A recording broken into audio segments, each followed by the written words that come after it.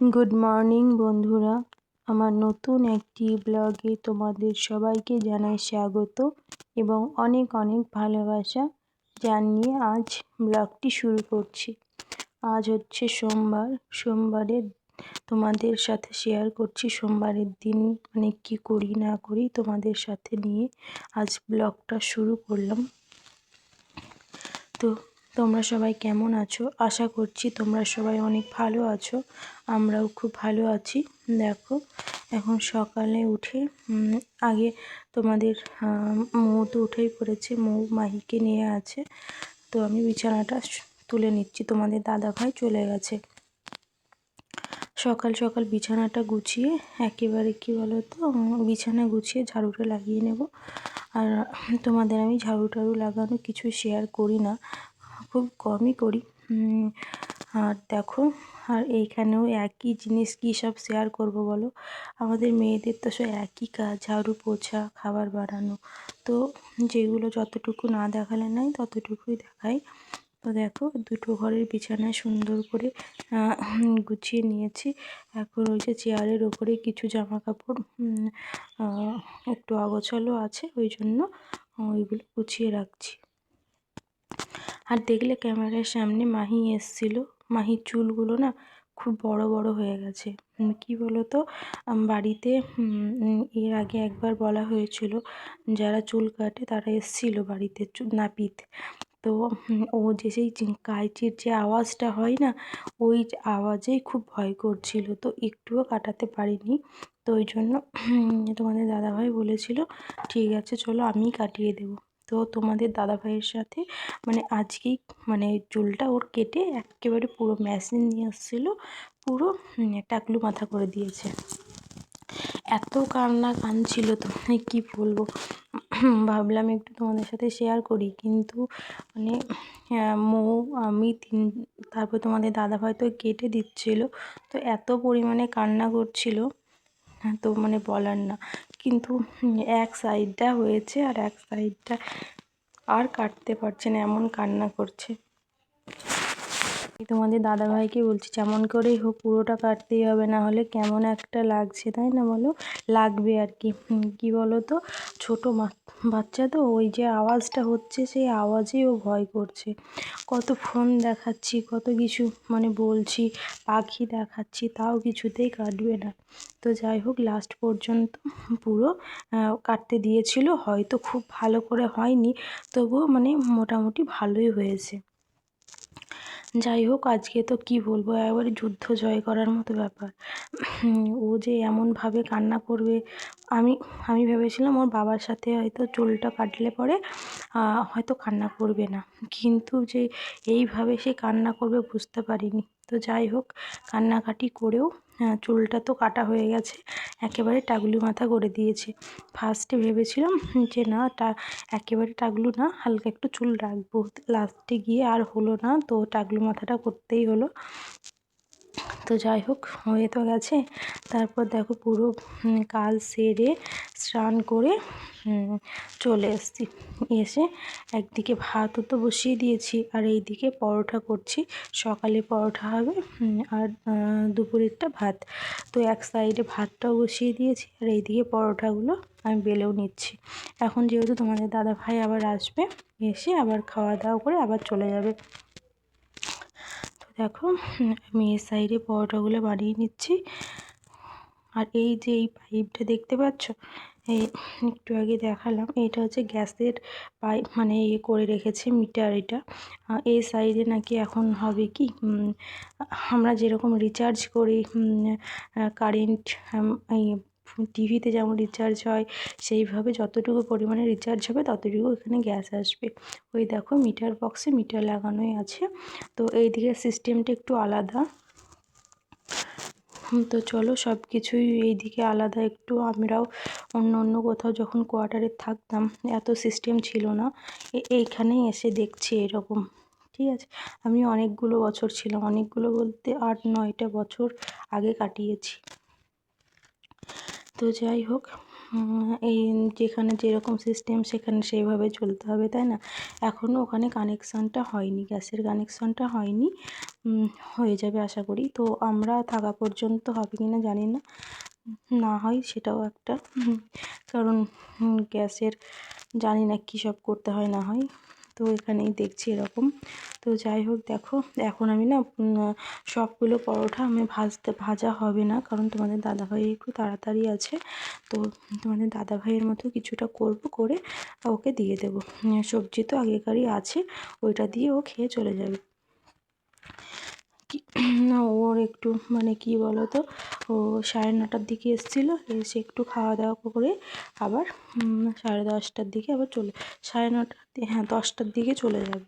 ও ওই টাইমটায় আসে না, তবুও একবার এসেছিলো, আমি ওকে বলেছিলাম যে একটু আসবা, এসে খেয়ে চলে যাবে। তো সুযোগ মানে সময় পেলেই ও আসে। এই দেখো তোমাদের দাদাভাইকে আমি খাবারটা দিয়ে দিয়েছি, ও এখন খেয়ে নেবে।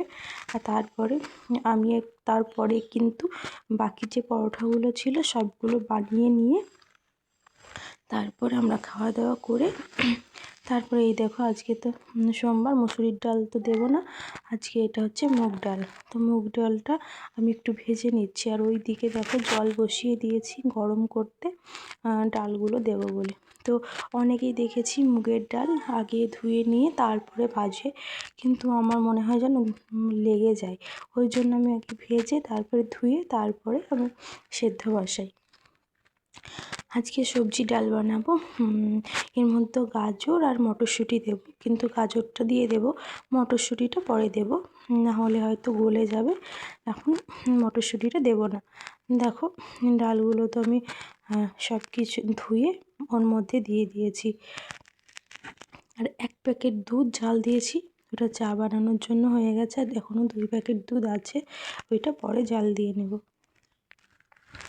গাজরগুলোও দিয়ে দিয়েছি ওর মধ্যে, মটরশুঁটিটা এখন দেব না, মটরশুঁটিটা পরে দেব। আর এখন বাকি সবজিগুলো সব কেটে নেব যা রান্না হবে। তো আজকে বাঁধাকপি হবে, বাঁধাকপি আমরা যেটা ঝাল বলি। তো আলু দিয়ে, মটরশুঁটি, টমেটো দিয়ে বাঁধাকপিটা ঝাল করব, আর গাজর আলু ভাজা করব, আর সবজি ডাল বানাবো, আর কিছু বানাবো না। তো দেখো চাকুতে না খুব সুন্দর বাঁধাকপিটা কাটা হয়, বাঁধাকপি বলো, শাক বলো, এগুলো না খুব সুন্দর কাটা হয় চাকুতে, বেশ খুব ভালোই লাগে।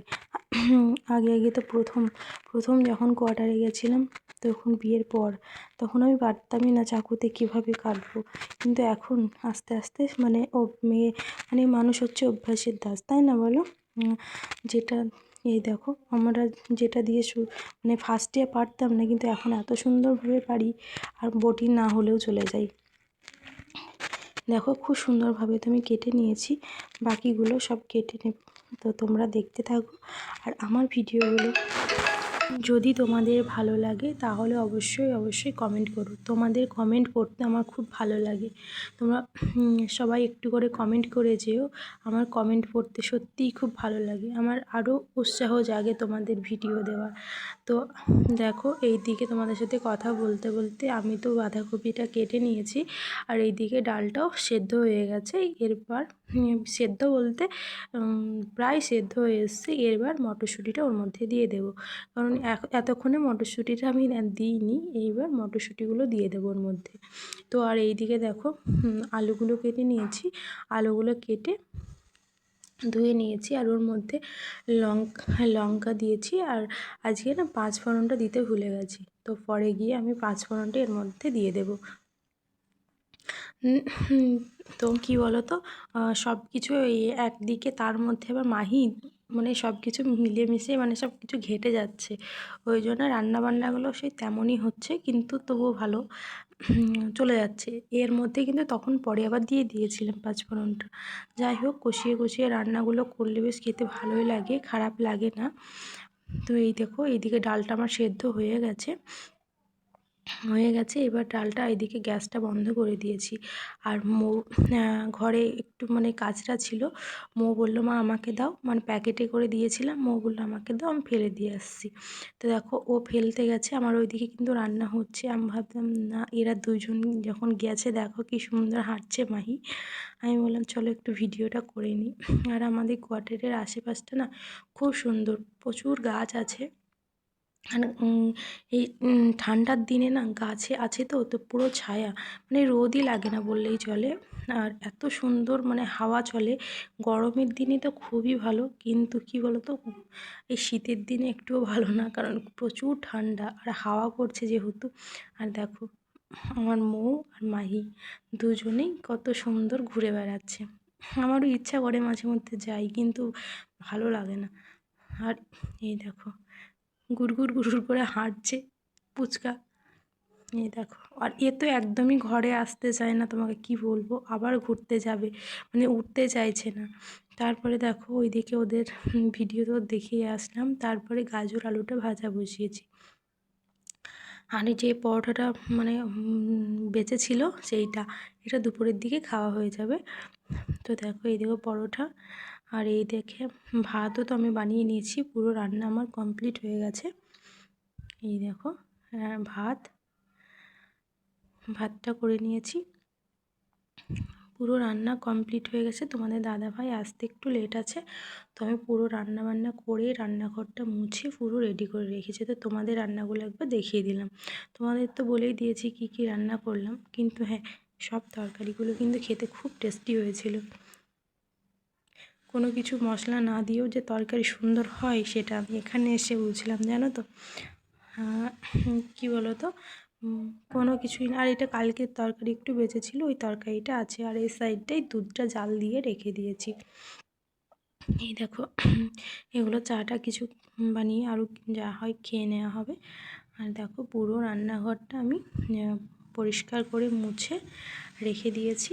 জাস্ট এরপর তোমাদের দাদাভাই আসলে আমি শুধু খাওয়া দাওয়ার পালা। এই দেখো, তো চলো।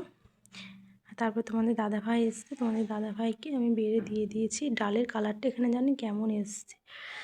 তো যাই হোক, আমরা খাওয়া দাওয়াটা করে নিই। তোমরা সবাই ভালো থেকো, আজকের মতো টাটা, বাই।